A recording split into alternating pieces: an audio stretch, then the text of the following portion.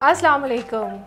ईद के रंग Asia news के संग में मैं हूं आपके साथ आपकी मेज़बान सफ़िया कौसर और मैं हूं साजिद शाह। नाज़रीन, वैसे तो आप हमें डिफरेंट प्रोग्राम्स में देखते रहते हैं। आज की स्पेशलिटी इस प्रोग्राम की ये है कि ईद के हवाले से ख़ुसूसी प्रोग्राम डिज़ाइन किया गया है। बाकी भी तमाम चैनल्स पे आप देखते होंगे ईद के हवाले से डिफरेंट सेलिब्रिटीज़, एक्टर्स, सिंगर्स आती हैं प्रोग्राम में और अपनी लाइफ के हवाले से डिस्कशन करती हैं। लेकिन मैं एक बार फिर कहूँगा कि आज के प्रोग्राम की स्पेशलिटी ये है कि आज जो हमारे प्रोग्राम में गेस्ट हैं वो ना तो एक्टर्स हैं, ना सिंगर्स हैं, ना मॉडल्स हैं, बल्कि वो लॉयर्स हैं। अब हम उन्हीं की ज़बानी जानेंगे कि वो अपनी प्रैक्टिकल लाइफ में किस तरीके से डिफरेंट है अपनी प्रोफेशनल लाइफ से। जी, और हमारे साथ जो मेहमान मौजूद हैं उनका तारुफ आपसे करवाते चलें।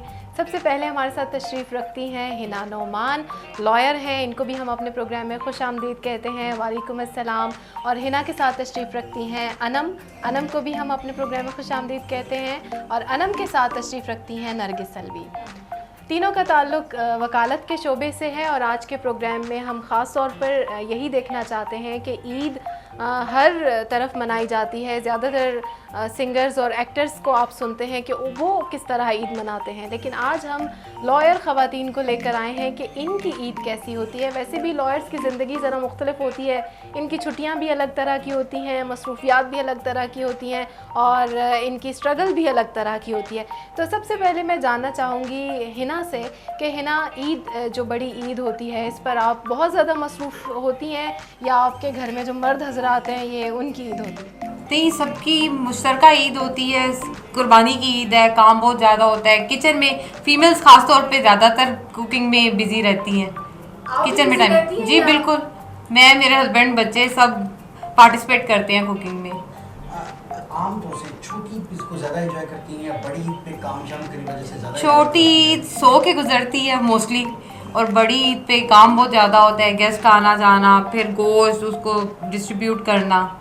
वैसे आप अदरवाइज़ जो लोग वेजिटेरियन हैं उनके लिए तो बड़ी मुश्किल ईद होती है, उनको चीज़ पसंद नहीं होती। तो आप क्या इसको आप पसंद करती हैं इस हवाले से कि काम ज़्यादा करना पड़ता है, मेहमानों को अटेंड करना पड़ता है, जाना आना होता है और बहुत सारी मसरूफियात बढ़ जाती हैं। ईद पे एक्सपेक्ट कर रहे होते हैं, खुशी होती है, थोड़ा आराम से दिन गुजरेगा, तो क्या आपको नहीं, हम फन होता है हमारी, एक तो रूटीन से हट के थोड़ा सा होता है। गेस्ट का आना, हम लोग जाते हैं और बारबेक्यू होते हैं, इंजॉय कर रहे होते हैं मोस्टली। सही है। अच्छा, वैसे कहा जाता है कि ईद तो बच्चों की होती है, बच्चे ईद के लिए एक्साइटेड होते हैं। मुझे याद है कि बचपन में ईद के कपड़े तैयार करके कई दिन पहले हैंग करके रख लेते थे और रोज़ देखते थे। और मुझे वो ईद याद है कि मैं सोचती थी कि अल्लाह ना करे कि मैं मर जाऊं कि सुबह ईद है और मैं ईद मना लूं, यानी इतनी एक्साइटमेंट होती। और अब मेरा ख़्याल है कि जब से मैं बड़ी हुई हूँ तो मुझे ईद एक मुश्किल इवेंट लगता है। मुझे लगता है कि ईद हमारे साल भर में सबसे मुश्किल इवेंट है। तो आपको कैसा लगता है आपकी रूटीन लाइफ में जब ईद आती है, तो क्या आपके पास कोई ऐसी दलील है कि ईद आसानी से मज़े से गुजर जाए? नहीं, लेडीज़ का बेसिकली काम ऐसा होता है कि घर में ज़्यादा जब छुट्टियों दिन होते हैं ईद पे, तो घर में ज़्यादा आपकी रूटीन ज़्यादा बन जाती है। ये कि घर के काम, ईद पे गेस्ट का आना जाना, फिर खाना बनाना, घर वालों को देखना, क्योंकि ईद पे लॉयर्स के बारे में वैसे मशहूर है, गलत उलाम कह सकते हैं, मैं भी गलत हो, लेकिन मशहूर है कि वो काम काज पे, घर के और खाने पकाने में इंटरेस्ट नहीं लेती। दफ्तर में भी शायद कोई काम नहीं करते। नहीं, काम करते हैं। ऐसा नहीं है, ऐसा नहीं है। हम हाउसवाइफ से ज़्यादा अच्छा काम कर लेते हैं। मैं वही चीज़ कह रहा हूँ। तो ईद के दिन वो क्या कहती हैं कि वो खाना पकाते वक्त वो मौत तो नहीं पड़ती?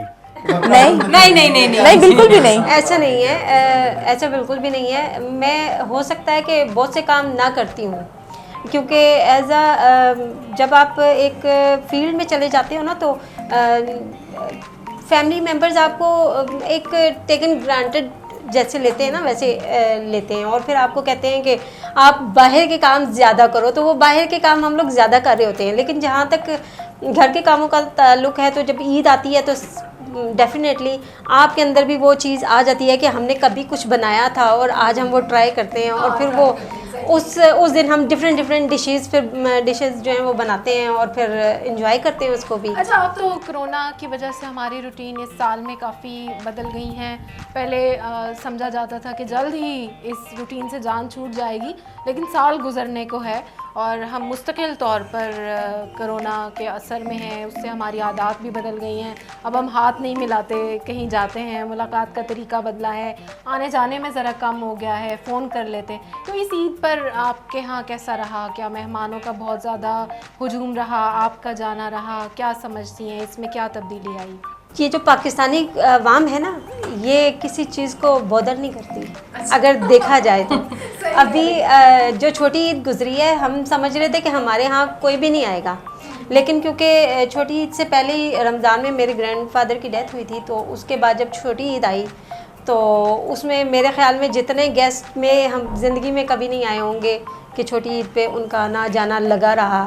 और फिर उस वक़्त याद ही नहीं रहता कि कोरोना भी है कि नहीं है। लेकिन अभी अगर आप देखें, अभी ये तो गवर्नमेंट ने लॉकडाउन कर लिया ना 2 दिन पहले 3 दिन पहले, लेकिन लोग अभी भी लोग बाज़ारों में, अगर बाज़ार बंद भी है ना तब भी पता नहीं क्या ढूंढने के लिए निकले हुए हैं। ये समझ नहीं आती कि वो बाज़ार में कर क्या रहे हैं जब सारी शॉप्स बंद हैं। इनको कोरोना कुछ नहीं कहता, इनको गवर्नमेंट ने रोका हुआ है। Exactly. कोरोना कुछ नहीं, खुद से खौफ वो कहते हैं कि इस चीज को एक्सेप्ट ही नहीं कर पा रहे कि कोरोना है। कोरोना का खौफ नहीं रहा। स्टार्ट में बिगनिंग में भी आप देखें नहीं था, लोग मार्केट्स में उसी तरह जा रहे हैं। इवन जो एरिया सील किए गए हैं, हमने 22 नंबर में स्पेशली देखा एरिया सील हुए थे, औरतें मेल फीमेल्स वो घर दूसरों के टाप के नीचे उतर हैं। मतलब उन्होंने अपनी एक्टिविटीज को नहीं रोका, वो किसी चीज से बाज नहीं है। गवर्नमेंट की तरफ से रिस्ट्रिक्शन थी, यस, वो खुद से नहीं था। ईद के हवाले से थोड़ा सा बताइएगा, क्या कुर्बान किया इस दफा आपने? बड़ा जानवर और अल्फा बड़ा ही करती जी है, बिल्कुल, शौकीन है सारे उसमें, बच्चे हस्बैंड सब। आप जब जैसे अभी सफ़िया ने बात की, छोटे होते तो ईद का इंतज़ार होता था, यहाँ तक सोच लेते थे कि सुबह एक दिन और मिल जाए, अगर डेथ होनी भी है तो एक दिन लेट हो जाए, ईद गुजार ले किसी तरीके से, खुदा न खास्ता। तो जब वो कुर्बानी हो रही होती थी, छोटे होते थे, वो बकरे को देखने जाना कि उसको हमने कैसे पहले उसकी खिदमत करना, फिर उसको देखने जाना कि वो कैसे कुर्बान हो रहा है, फिर उसका आगे वो सारा कंप्लीट करना, तो अब उस चीज़ को मिस करती हैं? अभी भी हम ऐसे ही करते हैं, हम कुर्बानी होते हुए खड़े होकर देख रहे होते हैं बाकायदा। नहीं, दिल नहीं होता, बात नहीं, दिल बहुत छोटा होता है, ब्लड देख लिया या करीब खड़े हो गए, खासतौर पर खवातीन के हवाले से। अभी भी मैं अपने बच्चों के साथ, मतलब मैं खुद भी खड़ी होकर देख रही होती हूँ। खुद भी ज़िबा की है। वैसे हम लोग खुद नहीं करती, वैसे हम लोग जिस फील्ड में हैं, हमें खून खराबे से और ये इन चीज़ों से डर बिल्कुल भी नहीं लगता। नहीं, मैं तो मुझे शायद मैं किसी इंसान को मरते हुए देख लूं तो मुझे कुछ ना हो, लेकिन मैं किसी जानवर को इस तरह ज़िबा होते हुए नहीं देख सकती। और मुझे उसकी वो जब ज़िबा हो रहा होता है उसकी जैसे आवाज़ आती है ना, मुझे उसी से मेरा दिल बैठना शुरू हो जाता है, तो मैं कभी भी वो नहीं देखती। वैसे इससे किसी शोबे का कोई ताल्लुक नहीं है, ये आपके, क्योंकि हम लोग ना डेली बेसिस पे ये चीज़ें देख देख के ना हम लोग भी एक ना माइंडसेट हमारा बन चुका होता है। मेरी ज़िंदगी है, मैंने कभी लड़ाई झगड़ा इत्तेफाक नहीं हुआ कि देखूं, कभी कोई एक्सीडेंट का इत्तेफाक नहीं हुआ, लेकिन डॉक्टर्स की अगर ज़िंदगी है तो उनको डेली ऐसे ही हालात से गुजरना पड़ता है, और वो कला है तो उनको ऐसी ही कहानियाँ सुननी पड़ती हैं, उससे थोड़ी सी बर्दाश्त इंसान की बदल, थोड़ा सा दिल मजबूत हो जाता है इंसान का ये चीज़ें देख देख के। ज़्यादा डरते होंगे, मैं ऐसे उस तरह नहीं डरती।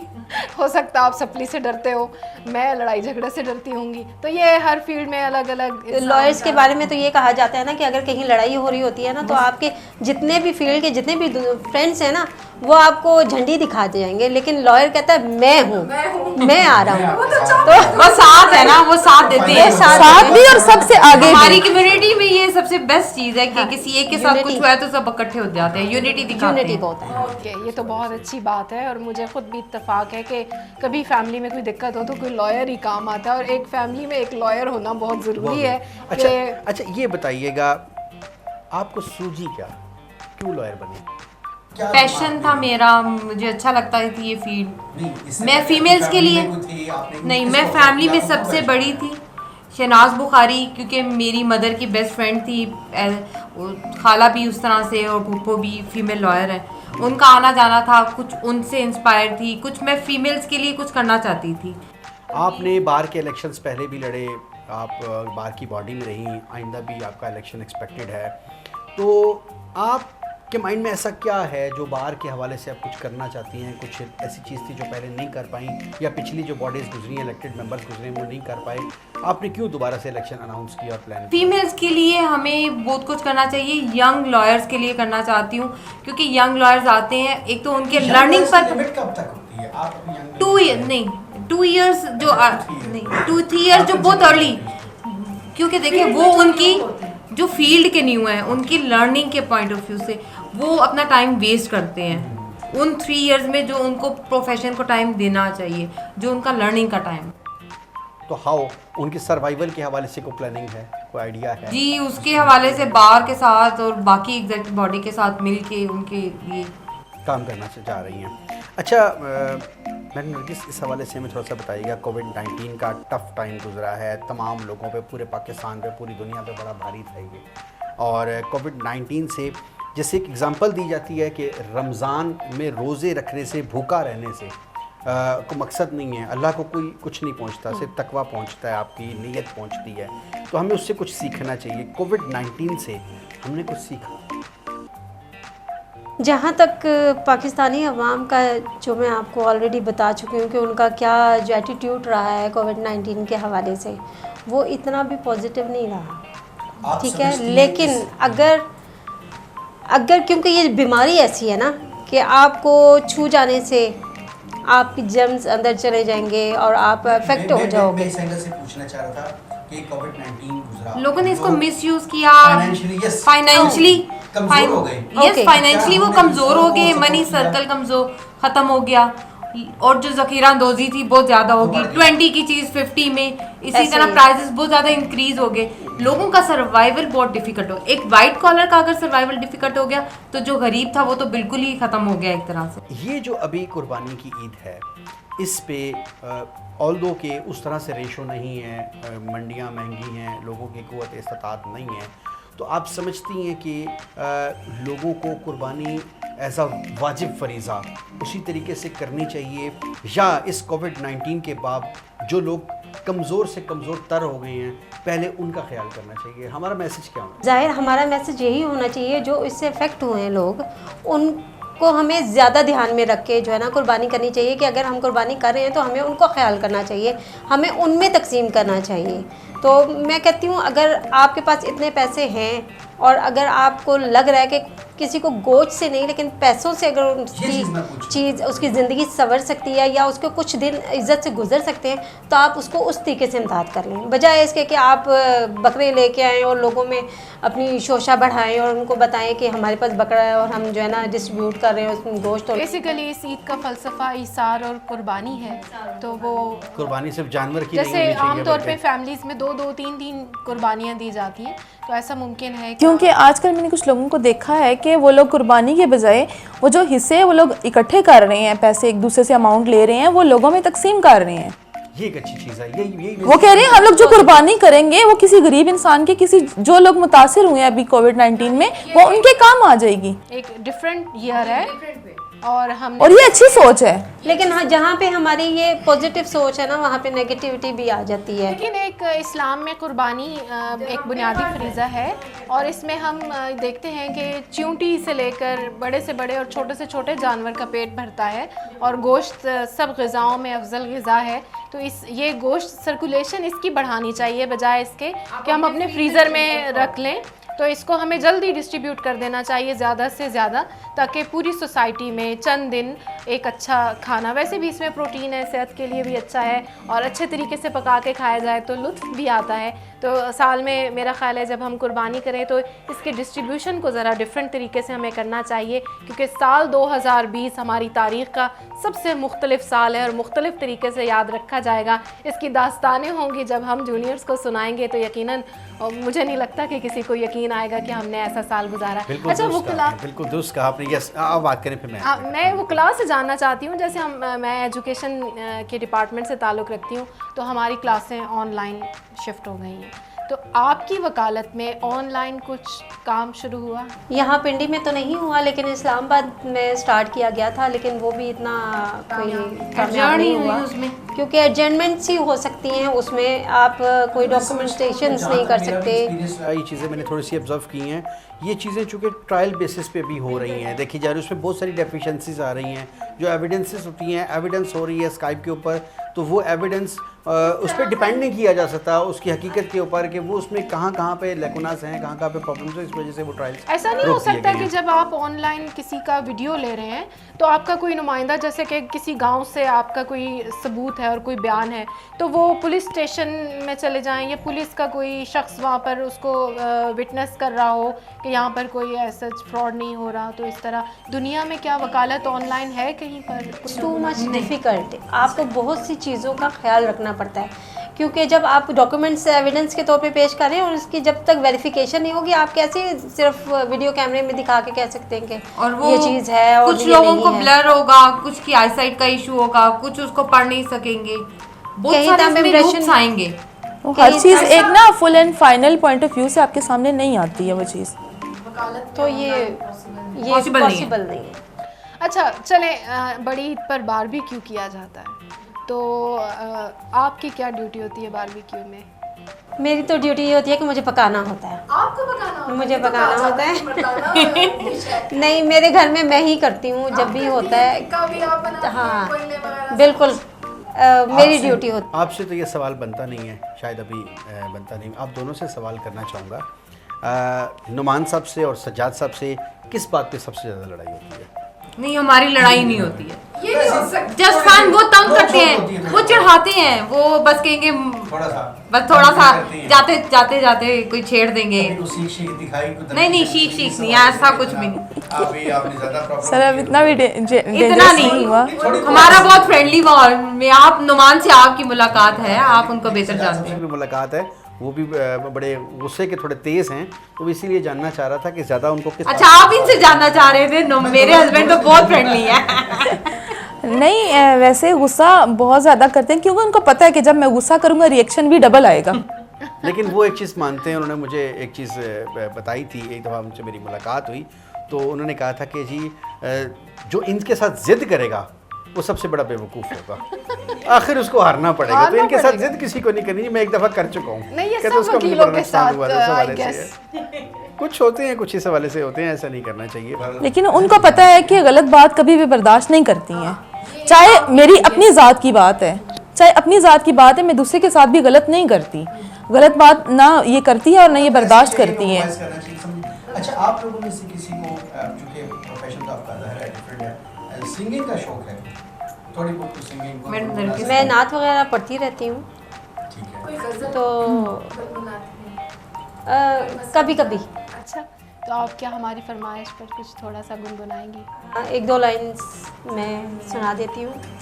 मुझे क्योंकि लता ज़्यादा पसंद है, मैं उसके सॉन्ग्स भी गुनगुनाती रहती हूँ, तो उन्हीं के एक सॉन्ग एक दो लाइन सुना देती हूँ। जो वादा किया वो निभाना पड़ेगा, निभाना पड़ेगा। रोके ज़माना चाहे रोके खुदाई, तुझको आना पड़ेगा। जो वादा किया वो निभाना पड़ेगा, निभाना पड़ेगा। तड़पती निगाहों ने आवाज़ दी है, मोहब्बत की राहों ने आवाज़ दी है। जाने हया जाने तमन्ना, छोड़ो तरसाना, तुमको आना पड़ेगा। जो वादा किया वो निभाना पड़ेगा। जी सुन वाह, ले, वाह, चाहे very रास्ते good, बंद very हो, nice। चाहे बहुत अच्छी। लॉकडाउन हो, आना पड़ेगा। आना पड़ेगा, सूरत आना पड़ेगा इस हवाले से। अच्छा, आखिर में हम इस सेगमेंट के चूँकि अख्ताम की तरफ बढ़ रही हैं, आखिर में आप लोगों से जानना चाहूँगा इस हवाले से, एक बार फिर उस तरफ आएंगे कि आप पब्लिक को कोई ऐसा मैसेज देना चाहेंगे? गोश्त तकसीम करने के हवाले से हमें बैलेंस करना चाहिए, फ्रिज नहीं पड़ने चाहिए, कुर्बानी के मकसद को समझना चाहिए, यहाँ तक तो ठीक है, लेकिन अगर कुछ लोग कुर्बानी नहीं कर पा रहे, या कुछ लोग ऐसी हालात में जिनके ऊपर कर्ज, जो इन हालत कारोबार नहीं है, काम नहीं है, नौकरियां नहीं है, बेरोज़गारी बढ़ गई है, तो उस हवाले से एक घर में 4-4, 6-6 जानवर ज़िबा किए जा रहे हैं, तो उस हवाले से कोई ऐसी सजेशन दीजिएगा कि हमें इससे ज़्यादा, क्योंकि ये एक सुन्नत इब्राहीमी है, सुन्नत अमल है, लेकिन इससे बड़ा एक फ़र्ज़ अमल है कि कोई भूखा ना सोए, किसी पे कर्ज ना हो, कोई ख़ुदकुशी की तरफ ना बढ़े। तो इस हवाले से कोई स्पेशल आप मैसेज देना चाहिए? मैं तो सबको यही मैसेज देना चाहूँगी, क्योंकि हर बंदे को पता है कि हमारे जिस एरिया में वो रहते हैं वहाँ पे कौन जो है ज़रूरतमंद है और कौन नहीं है। तो उनको चाहिए, जो लोग 2-2, 3-3 कुर्बानियाँ कर रहे हैं, उनको चाहिए कि ज़्यादा से ज़्यादा हिस्से बनाएं और उनको इतना दें ताकि जो है ना वो उनके 3-4 दिन जो है वो इजीली वो गुजार सकें। क्योंकि जो सफ़ेद पोश लोग होते हैं वो अपने मुंह से कभी भी नहीं कहते, किसी को हेल्प के लिए भी नहीं कहते, और ये हमारा फ़र्ज़ बनता है कि हम उनकी मदद करें। तो जितनी हो सके तो ज़रूरतमंदों की मदद कीजिए। सर मैं तो ये बात कहना चाहूँगी कि इतने ज़्यादा जानवर लाने से बेहतर है, अगर आप बड़ा जानवर भी ला रहे हो तो आप छोटा जानवर ले आओ, लेकिन वो जो आप हाफ जो आपके पास अमाउंट है आप जानवर पे लगाओ। आपके पास जो हाफ अमाउंट बचती है आप किसी को दो, किसी गरीब को दो, ताकि वो भी अपनी ईद अच्छे तरीके से मना सके। अगर उसके बच्चों का, उसके घर में कोई इशू है, क्योंकि अभी हालात लास्ट डेज में बहुत ख़राब रहे हैं, उसके घर में जो इश्यूज़ हैं वो सॉल्व कर सके। घर में अगर उसके पास खाने के लिए कुछ नहीं है, बजाय वो सारा गोश्त तो नहीं खाएगा ना, कुछ और चीज़ें भी उसको लानी पड़ेंगी, राशन लाना पड़ेगा। बच्चों के लिए उसने ईद के कपड़े लेने हैं, आप उनको दो ताकि वो लोग भी अपनी ईद अच्छे तरीके से मना सकें। सफेदपोश लोगों की हेल्प करें। मांगने वाले बहुत सारे हमें मिल जाते हैं, हमें रास्ते में भी मिल जाते हैं, हमारे घरों में भी आते हैं। एक्चुअली जो डिज़र्विंग पर्सन हैं उन तक चीज़ों का पहुंचना ज़रूरी है। हमने कोविड-19 में भी ये देखा कि लोग जो फूड हैम्पर डिस्ट्रीब्यूट कर रहे थे वो फ्यू हैंड में डिस्ट्रीब्यूट हुआ है। हम एक स्पॉट पे जा रहे हैं, वही लोग उसी जगह में खड़े हैं और वही लेके जा रहे हैं। सफ़ेदपोश लोगों तक चीज़ें नहीं पहुंची हैं, उनकी हेल्प नहीं है। प्रोफेशनली कुछ ऐसे लोग प्रोफेशनल भिखारियों से हट के भी उन्होंने स्पेसिफिक स्पॉट्स पता थे कि जहाँ फूड हैम्पर्स डिस्ट्रीब्यूट हो रहे हैं। मैंने इसको खुद ऑब्जर्व किया, क्योंकि मैं खुद एक NGO भी रन कर रही हूँ, तो मैंने ये चीज़ें बहुत सारी ऑब्जर्व की हुई हैं, हमारे एक्सपीरियंस में गुजरी हुई हैं। तो डिज़र्विंग पर्सन तक तमाम चीज़ों का जाना ज़रूरी है, चाहे वो गोश्त है, चाहे फूड हैम्पर्स हैं, चाहे कपड़े हैं। आप जिस तरह से भी किसी की भी हेल्प कर सकते हैं, आपको हेल्प करनी चाहिए, ना कि उसको आप सोशल मीडिया पे आप प्रमोट करें। आप खामोशी के साथ उसकी हेल्प करें ताकि उसकी उस सफ़ेदपोशी का भरम रहे। अपनी पब्लिसिटी करने से अच्छा है कि हम किसी दूसरे की हेल्प करें एक पर्दे में रह के, ताकि दूसरे इंसान की भी इज़्ज़त नफ्स मजरूह ना हो। क्योंकि अल्लाह ने आपको बहुत अच्छा टाइम दिया है, कि इतना अच्छा टाइम दिया है कि आप दूसरों की हेल्प करके अपने लिए आखिरत संभाल सकते हैं। बहुत अच्छे पैगाम आपने दिए हैं। बिल्कुल आखिरी एक लाइन में आप तीनों बता दीजिएगा कि हमने अपनी टीम के साथ किस वक्त बारबेक्यू के लिए आपकी तरफ आना, तो टाइम बता दें ताकि हम स्केड्यूल डिस्टर्ब ना, बारबेक्यू के लिए आप लोगों के घर आना। आप रात को आएं जी, आप रात को आ सकते हैं, दिन में नहीं, रात को। आप सेकंड डे नाइट क्लैश ना आए, ताकि हम तीनों तरफ पहुंचना चाहते हैं। आप फर्स्ट डे सेकंड भी डे होता है, सेकंड डे भी होता है, थर्ड डे भी होता है, आप जिस टाइम मर्जी है, नो आ इशू, सकते हैं। बिल्कुल है, एनी टाइम। प्रॉपर इनविटेशन आपको बिल्कुल आगे आप हमें अपना वो लोकेशन भी सेंड कर दें और हम भी टीम के साथ पहुंच जाएंगे। इंशाल्लाह आपको प्रॉपर इनविटेशन देंगे कॉल करके। हमें इंतजार रहेगा आपका। बहुत शुक्रिया, बहुत अच्छा लगा आप सबसे बातें करके। और ये जो समझा जाता है कि वकील ख़वातीन घर में कोई काम शायद नहीं करती या बहुत ज़्यादा काम करती हैं, तो सब ख़वातीन एक जैसी होती हैं, उनकी स्ट्रेंथ एक जैसी होती है, कमज़ोरियाँ एक तरह की होती हैं। और जिस तरह बाज़ घरेलू ख़वातीन स्ट्रॉन्ग होती हैं, इसी तरह बाज़ वकील ख़वातीन भी वीक हो सकती हैं, कुर्बानी के जानवर ज़बा होते में भी ना देख पाएँ। तो हमें किसी के लिए भी जजमेंटल नहीं होना चाहिए। सब काबिल एहतराम है, सब प्रोफेशंस काबिल एहतराम है और सब अपने अपने मैदान में स्ट्रगल कर रहे हैं और सबको माशरे में जीने का हक़ है। जी नाज़रीन, इसी के साथ हमारे इस सेगमेंट का वक्त ख़त्म होगा चाहता है। अगले सेगमेंट में किसी नए गेस्ट के साथ अभी आपको दोबारा मुलाकात करवाएंगे, कहीं जाइएगा नहीं, we will come right back. Thank you.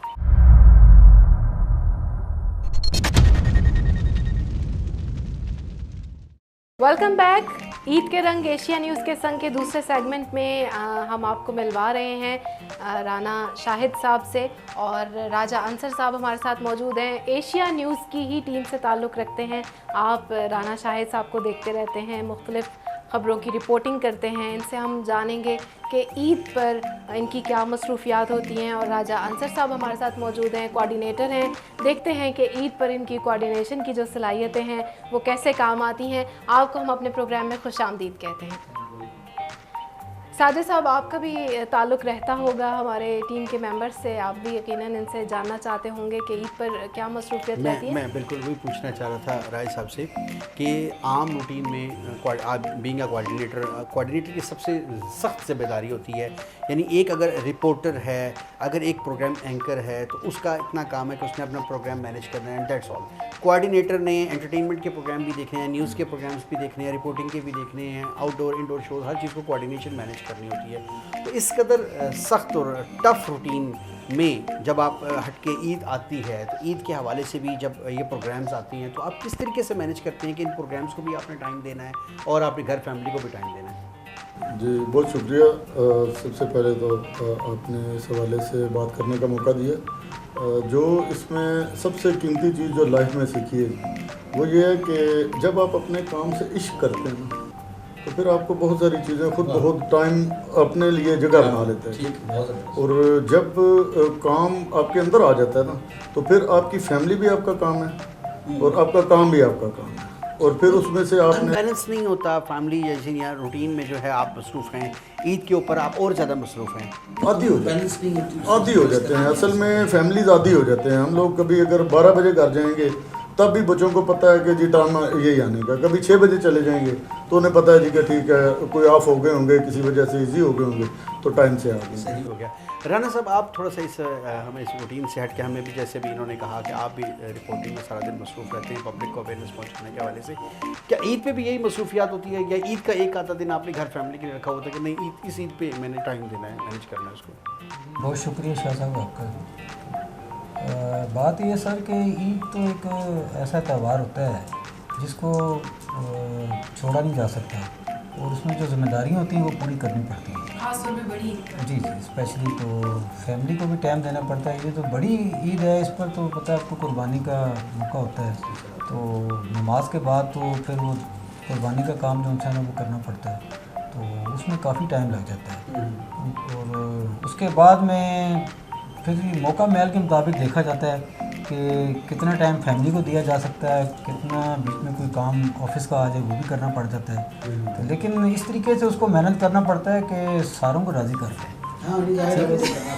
सबको राज़ी कर दें। कितने बजे तक फ्री हो जाती है कुर्बानी? देखें, ये तो फैमिली में भाई भी हैं, मतलब फैमिली सारी एक दूसरे के साथ ना कांटेक्ट रखती है तो ईद कुर्बान के मौके पर कि जी आपके वैसे तो आप रिपोर्टर हैं लेकिन फैमिली में कोऑर्डिनेटर हो जाते हैं। जी कोऑर्डिनेटर बनना पड़ता है, क्या करे बंदा। ये तो बात ये है कि सबको राज़ी रखने के लिए कोऑर्डिनेटर तो बनना पड़ता है। अगर आप राज़ी नहीं करना चाहते, आप में अगर सेल्फिशनेस है, आप अगर कहते हैं हमने अपना अपना करना है, तो फिर तो कोई मतलब नहीं। ये बताएं कि आप ईद पर बारबेक्यू करते हैं? जी बारबेक्यू खुद हाँ, करते हैं जी, या जी। बेगम से कहते हैं कि आप करें? जी ये तो एक स्पेशल प्रोग्राम होता है, और ये काफ़ी अरसे से हम लोग इसको ये अब हमारे पाकिस्तान में ईद पे फर्ज हो गया। जी ये एक लोगों ने ना वो बना लिया है, टेंट बना लिया कि जी हमने बारबेक्यू करना है। फ्रेंड्स को बताते हैं, रिलेटिव्स को बताते हैं कि आप हमारे घर आए कि हमने बारबेक्यू का मतलब फंक्शन जो होता है वो हमने अरेंज किया हुआ है। आपने थोड़ा बच के रहना है, कोरोना के हवाले से गवर्नमेंट काफ़ी ज़्यादा एक्टिव हुई नहीं है। बस वो सर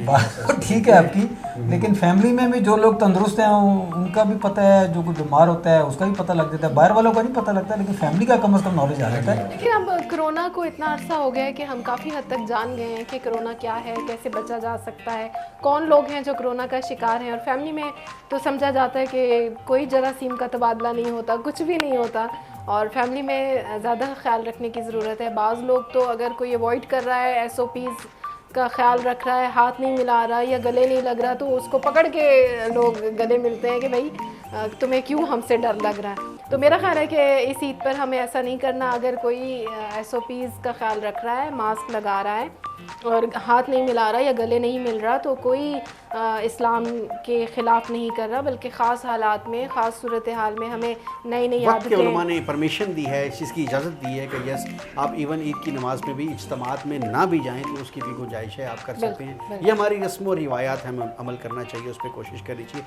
हालात के साथ। राय साहब, अपने हाथ से कभी कुर्बानी की खुद से? साथी ज़िबा करने की हद तक सिर्फ इस वजह से नहीं करते कि जानवर को तकलीफ़ ना हो।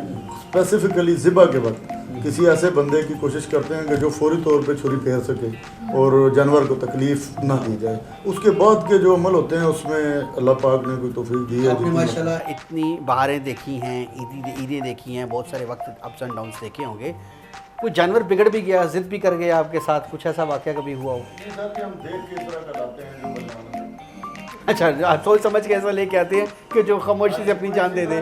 फिर अल्लाह पाक का एहसान है कि अभी तक बच्चों में या हमारी अपनी जो भाइयों में और फैमिली जो इकट्ठे रहते हैं सारे, तो कोई ऐसी चीज़ नहीं कोशिश करते नुमाइश के अंदाज में या ख़राबी के अंदाज में कि जिससे जानवर को एजिटेट किया जाए और वो इस हद तक जाए कि उसको ख़राबी का वो लेके आते हैं। तो सुन्नत के अंदाज में लेके आते हैं, स्पेसिफिकली उसकी उस वक्त तक खिदमत की जाती है। बच्चों को भी मना किया जाता है कि इसको खिलौना नहीं बना देना, अब तो मुश्किल चीज़ें हो गई हैं, उसकी खिदमत करते वैसे हैं। यहाँ पर एक बात मैं अपने व्यूवर्स के लिए कहना चाहती हूँ कि जानवर की कुर्बानी या जानवर का खाना इंसान ने सबसे पहले सीखा था।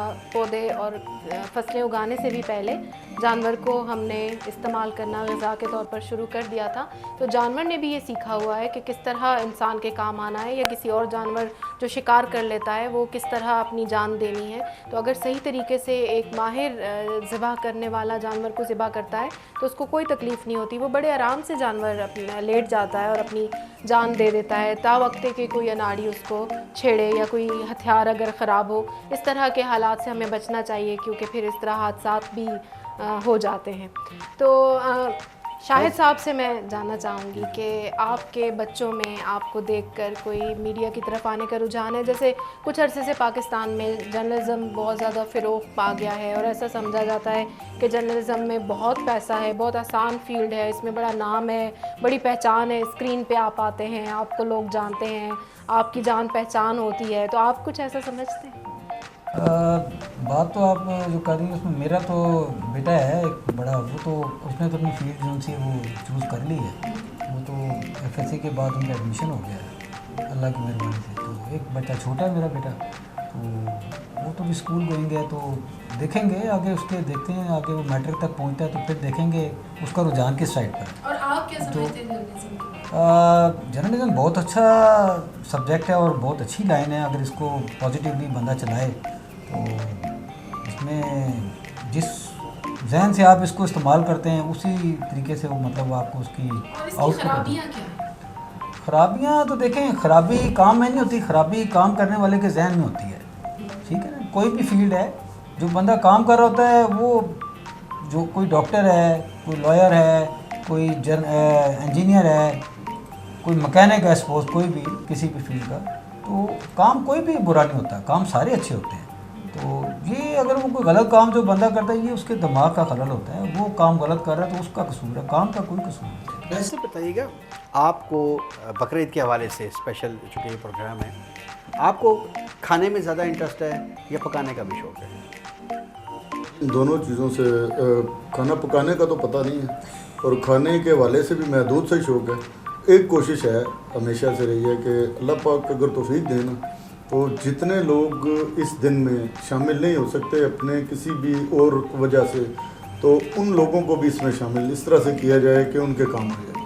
और ये एडिक्टेड होते हैं ऐसे ये लोग जो हमारी तरह के ना, जिनको इस तरह की आदत हो जाती है कि जब आप इंजॉय करना सबसे ज़्यादा ज़रूरी तब है जब आपका फैमिली में बच्चा आपका जब बेहतर परवरिश पा रहा होता है ना, और जब वो खाता है तो आपको सुकून आता है, बाप को देख के सुकून आता है। और इसी तरह जब माशरे के लोग जो पूरा साल जस्ट इस दिन का वेट करते हैं कि यार इस दिन तो गोश्त मिले ही मिलेगा, तो उस दिन जब हम कहीं थोड़ी सी कमजोरी के शिकार लोगों की वजह से उस मौके को उन लोगों के लिए प्रोवाइडनेस का ज़रिया नहीं रहने देते तो वो जुल्म होता है। तो मेरे ये मैसेज भी होगा उन लोगों के लिए जिन तक ये आवाज़ पहुँचे कि आप लोग अफोर्डिंग है, आपके फ्रिज में तकरीबन महीने में 10-20 किलो 5 किलो लाजमी गोश्त आता होगा। ऐसे लोग जो 1 किलो गोश्त लेके नौज़बिल्ला वो पकाने के लिए दीगर चीज़ें भी अफोर्ड नहीं कर सकते। मैं पर्सनली ये दावे से कह रहा हूँ कि ऐसे लोग हमारे माशरे में मौजूद हैं, तो उनका भी सोचा करें। अगर आप उनका सोचेंगे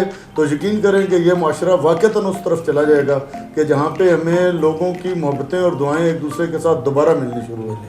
बहुत अच्छा मैसेज, अच्छी बहुत बात। अच्छी आपने तजवीज़ भी दी है इस हवाले से। कोऑर्डिनेटर जो है ना वो स्क्रीन की बैक पे होता है और उसे सारी चीज़ों को मैनेज करना होता है और हर एक से उसका डायरेक्ट वास्ता होता है, इवन गेस्ट के साथ, एंकर्स होते हैं उनके साथ, बाकी टीम के साथ, एडिटर्स के साथ। किस बात पे सबसे ज़्यादा गुस्सा आता है टीम के ऊपर? असल में जी अब एज ऐसी हो गई है कि गुस्से वाले ना एलिमेंट्स ख़त्म हो गए हैं, लेकिन जस्ट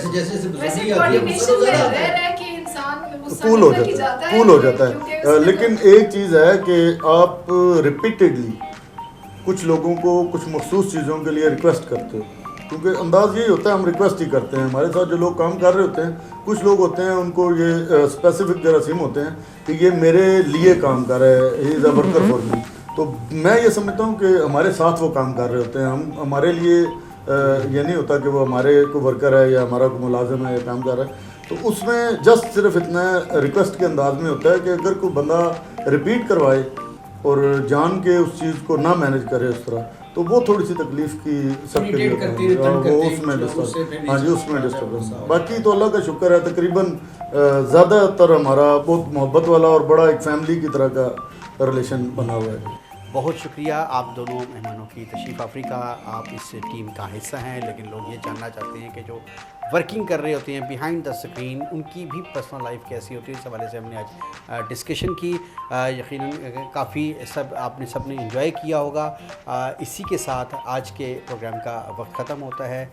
मुझे इजाज़त दीजिए और मुझे भी इजाज़त दीजिए। हमारे तमाम देखने वालों को बहुत बहुत ईद मुबारक। ईद मुबारक।